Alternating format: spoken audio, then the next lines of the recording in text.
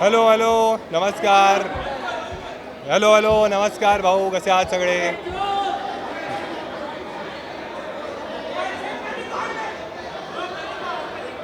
नमस्कार भाऊ, कसा आहेस? कडक. अरे आ गया. आणि तर आता हे एक एक करून प्रश्न विचारतील. हा एक 4-5 प्रश्न विचारले तुला. हां 10-12 मिनिटं तू सगळं उत्तर दे सर. ठीक.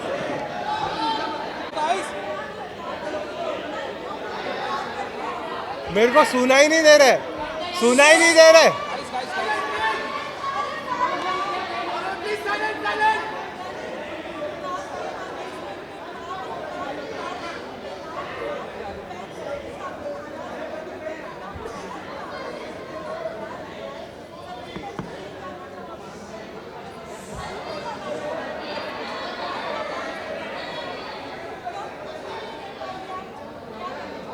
यार जर्नी तो बहुत ही बढ़िया रही, मतलब frankly speaking. Thank you. Frankly speaking मैंने कभी सोचा नहीं था कि मैं बिग बॉस जैसे शो में कभी आऊँगा या वो मुझे बुलाएंगे. बट जब मैं आया मुझे बहुत मज़ा आया. इनिशियली थोड़ा मुझे लगता था कि शायद मैं थोड़ा सहमा सहमा सा हूँ, बट धीरे धीरे मुझे कॉन्फिडेंस आया. और जैसे आपने बोला कि पूरे महाराष्ट्र ने इतना सपोर्ट दिखाया, तो मुझे उसी से एक प्रेरणा मिली कि यार मैं अच्छा कर सकता हूँ. फिर मैंने अपना शो स्टार्ट किया अंदर ही. और जब भी नॉमिनेट होता था, वोट्स आते थे, तो और मोटिवेशन मिलता था. क्योंकि एक चीज़ क्लियर थी, मैं जैसा हूँ वैसे रहूँगा. मैं हमेशा रियल रहा, मैंने कभी फालतू झगड़े नहीं किए, कोई चीज़ करी नहीं वैसी. बट हाँ, इन दी एंड जब भी मैं टॉप 5 में पहुंचा, बहुत ही प्राउड मोमेंट था मेरे लिए. मैंने ऐसे सोचा नहीं था इनिशियल टाइम कि मैं वहाँ तक पहुंच जाऊंगा. बट एक बार तुम पहुंच जाते हो, फिर तुम्हें लगता है कि तुम्हें जीतना ही चाहिए. बट टॉप 5 में मुझे एक अच्छा मोमेंट ये था कि मैं और गौरव भाई साथ में थे. हमने जर्नी हमेशा साथ में थी, हमारे बेड भी साथ में थे. तो मैं ऐसा था कि हम दोनों ने टॉप 2 में जाना चाहिए. बट जैसे आपने पूछा, मैं टॉप 2 में नहीं पहुँच पाया, मैं टॉप 3 तक पहुँचा. एक्सपेक्टेड नहीं था. ऑब्वियसली कोई भी कॉम्पिटिशन में तुम जाते हो, तुम हमेशा चाहते हो कि तुम जीत जाओ. बट ऐसे मुझे कोई हार्ड फीलिंग्स नहीं है. जो चीज़ मुझे करनी थी, जो लोगों का प्यार मुझे मिला, उससे मैं बहुत खुश हूँ. मैंने बहुत सारी चीज़ें सीखी, कुछ गलतियाँ मैंने करी, उसमें भी मैंने इंप्रूवमेंट कैसे करना है सीखा. तो ठीक है यार, गेम का ये पार्ट है. जैसे मुझे लग रहा था कि मुझे टॉप 2 में आना चाहिए या विनर होना चाहिए, बाकी लोगों को भी लगना चाहिए. तो उनको भी लग रहा था शायद उनको थोड़ा ज़्यादा प्यार मिला रहेगा. बट जितना प्यार मुझे मिला है, मैं बहुत ज़्यादा खुश हूँ उसके.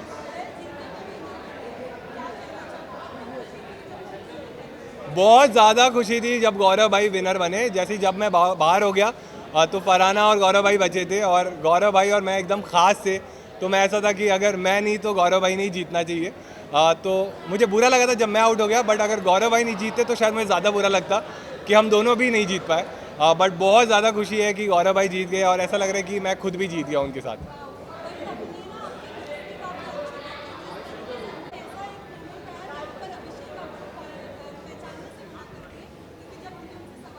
हाँ. अच्छा.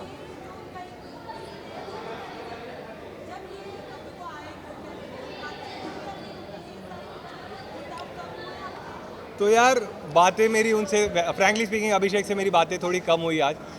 बट वही है, दोस्ती में तुम एक्सपेक्ट करते हो, इसीलिए तुम्हें बुरा लगता है. मुझे लगता है कि एक दिन के लिए उसको अभी और बुरा लग रहा है, क्योंकि आज उसने मुझे पहली बार मिला वो शो के बाद. बट मुझे लगता है मैं उससे बात कर लूँगा, मैं अपना साइड भी उसको एक्सप्लेन करूँगा, तो मान जाएगा. क्योंकि दोस्ती में यही रहता है ना कि तुम जो भी है दोस्तों का हाथ नहीं छोड़ते. जो सिचुएशन मेरे साथ थी, वो सिचुएशन ये नहीं थी कि मैं मुझे किसको बाहर निकालना है. मेरे साथ सिचुएशन ये थी कि मुझे किसको बचाना है. तो वो टाइम पे मैंने अशनूर को चूज़ किया. बट बजाज भी मेरे लिए बहुत इंपॉर्टेंट है, और वो रहेगा भी. शायद आज वो मुझसे थोड़ा नाराज़ है, और आज उसने आपको ये चीज़ बोली है. बट ठीक है, दोस्तों पे ही तुम नाराज़ हो सकते हो. जो लोग मेरे लिए मैटर नहीं करते, उनके बारे में शायद मैं भी नहीं बोलूँगा, वो भी नहीं बोलेगा. बट दोस्ती है, इसीलिए ये चीज़ है. तो मेरे ख्याल से वो मान जाएगा. हाँ.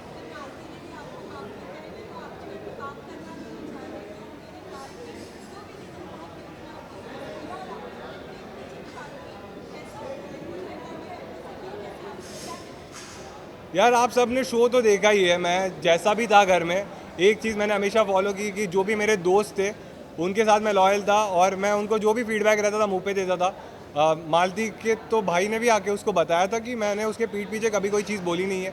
अगर कोई चीज़ लगती थी मैं उसको मुंह पे बोलता था. और ये ह्यूमर का ना, ये स्टैंड अप का थोड़ा प्रॉब्लम है कि जोक्स कभी कभी तुम्हें बुरे लग जाते हैं, मजाक कभी इधर उधर हो जाता है। तो जो चीज़ का उसको बुरा लगा था उसके लिए मैंने एंड में उससे सॉरी भी बोला था, बट अनफॉर्चुनेटली वो सेम डे एविक्ट हो गई थी, तो शायद हमें बात करने का मौका नहीं मिला। आज जब वो मिली मुझसे तो हमने कुछ बातें करी, तो शायद वही है, जैसे बजाज थोड़ा नाराज़ है, मालती भी थोड़ी नाराज़ है।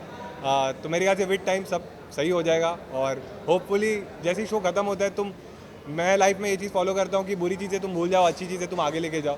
तो जो जिनको भी मैंने दोस्त बोला है उनके साथ मैं ट्राई करूँगा कि मेरी ऐसी इक्वेशन रहे और मैं फ्यूचर में भी उनके साथ मेमोरीज बनाऊँ। यार अभी तक तो शायद नहीं किया है, बट जब सलमान सर ने उसको पूछा तब शायद उसने बोला कि अब उसके मन में उतना कुछ है नहीं। बट ठीक है, कोई कोई चीज़ ऐसी रहती है तुम ओवरनाइट नहीं भूलते। और दोस्ती में क्या है, जब जैसे आप लोग के भी दोस्त रहेंगे, लेकिन हर चीज़ आपकी ना टीवी पे नहीं आती, तो तुम उतना उसको भूल जाते हो, लेट गो करते हो। यहाँ पे क्या है, हर चीज़ ना टीवी पे आ जाती है, तो तुम्हें ये भी लगता है कि ये चीज़ इसने मुझे 100 करोड़ लोगों के सामने बोल दी, तो तुम्हें ज़्यादा बुरा लगता है। तो अब जब शो खत्म हो गया तो अब देखने वाले उतने लोग नहीं हैं, तो शायद थोड़ा जल्दी मान जाए ये लोग। पर बात ये फेयर अनफेयर की नहीं है, हर एक की इंडिविजुअल चॉइस है। कोई भी शो में तुम्हें, जैसे ये लोग बोलते हैं कि कैसे खेलना है, क्या स्ट्रैटेजी रखनी है, मेरी कभी स्ट्रैटेजी नहीं थी। मैं हमेशा सोचता था जैसे मैं घर पे हूँ वैसे मैं रियल रहूँगा, मैं लोगों की वैल्यू करूँगा, फ्रेंडशिप्स की वैल्यू करूँगा, जैसे मैं सबसे रिस्पेक्टफुल रहता हूँ वैसे रहूँगा, मैं झगड़े वगड़े नहीं करूँगा।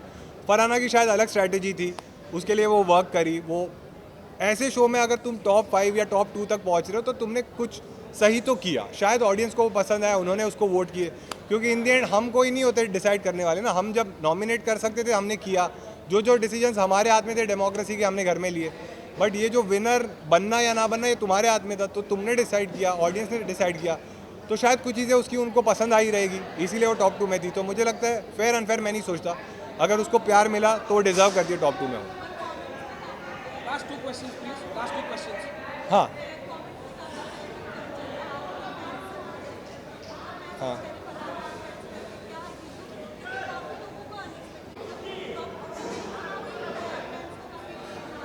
हाँ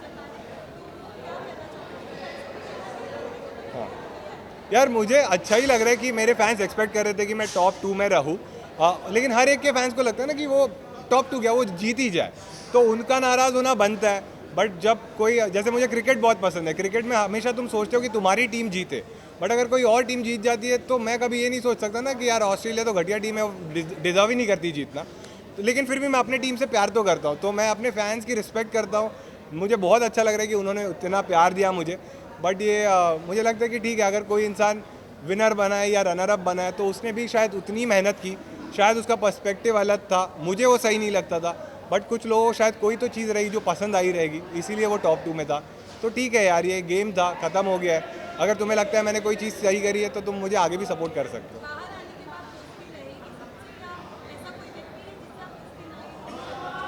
यार जब मेरा सीज़न स्टार्ट हुआ था ना, तब ये लोग इतने झगड़ते थे, ऐसी ऐसी चीज़ें बोलते थे ना, तो मुझे ऐसे लगता था कि शो के बाद मैं इनसे कभी बात ही नहीं करूँगा। बट जब मुझे धीरे धीरे समझा ये लोग तो ये खेल ही रहे थे, इनकी ये स्ट्रैटेजी थी, इसलिए वो लोग ये सारी चीज़ें कर रहे थे। और धीरे धीरे मैंने भी समझ लिया कि तुम जितना लोगों को माफ़ करोगे शायद तुम ही इतने बड़े इंसान बन जाओगे। और शो के बाद तो तुम्हारी लाइफ अलग है, तो मैं अपनी लाइफ अलग जीऊँगा। कभी हम सामने आए मैं सबसे बात कर लूँगा, बट जिनको मैंने दोस्त माने हैं उनसे मैं हमेशा टच में रहूँगा। Last question. नहीं मैंने सुना नहीं पूरा। हां प्रणीत, मतलब खूप खूप चांगलं वाटतंय मला की माझ्या लोकांनी मला एवढा सपोर्ट केला। क्योंकि मैंने जैसे शो में भी बोला था कि मैंने जब स्टैंड अप करना चालू किया था मैं हिंदी में करता था, और हमेशा से मेरा एक सपना था कि लाइफ में ना एक बार मैं मराठी स्टैंड अप का एक ऐसा शो करूं जिसमें ऑडिटोरियम में लोग आए, और वो सक्सेसफुल हुआ।